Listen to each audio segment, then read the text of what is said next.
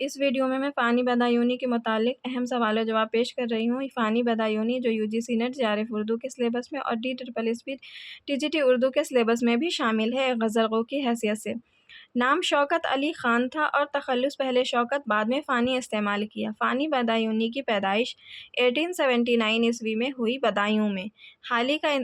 فانی کا انتقال 1941 عیسوی میں حیدرآباد میں ہوا تھا۔ فانی کے والد کا جو نام تھا وہ شفاعت علی خان تھا جو تھانے دار تھے۔ فانی کے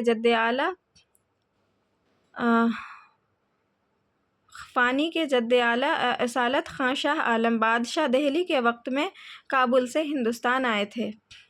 فانی نے گورنمنٹ ہائی اسکول بدایوں سے انٹرنس امتحان 1897 میں پاس کیا تھا۔ BA کی ڈگری بریلی کالج 1901 عیسوی میں حاصل کی۔ فانی نے علی گڑھ میں LLB کی ڈگری حاصل کی تھی 1908 عیسوی میں۔ ہائی کورٹ کا امتحان پاس کر کے لکھنؤ میں وکالت شروع کی تھی۔ فانی نے اپنی پہلی غزل 1890 عیسوی میں کہی جو رندانہ خیالات پر مشتمل تھی۔ ان کی جو پہلی غزل ہے وہ 1890 عیسوی میں انہوں نے کہی تھی جو رندانہ خیالات پر مشتمل تھی۔ فانی نے اپنا پہلا دیوان 1898 عیسوی میں مرتب کر لیا تھا مگر ان کے والد نے اسے نذر آتش کر دیا تھا۔ فانی نے بہت کم عمری میں ہی اپنا دیوان مرتب کر لیا تھا لیکن ان کے والد نے غصے میں آ کر کے اسے نذر آتش جلا دیا تھا۔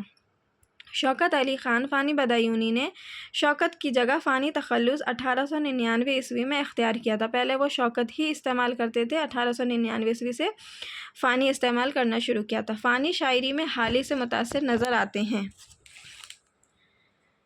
فانی کے کلام میں غربت کا لفظ بار بار آیا ہے۔ فانی نے غزل کی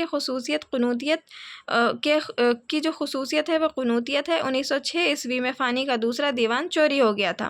ان کا جو پہلا دیوان ہے وہ ان کے والد نے نذر آتش کر دیا تھا اور دوسرا 1906 میں انہوں نے مرتب کیا، دیوان مکمل کیا تو وہ چوری ہو گیا۔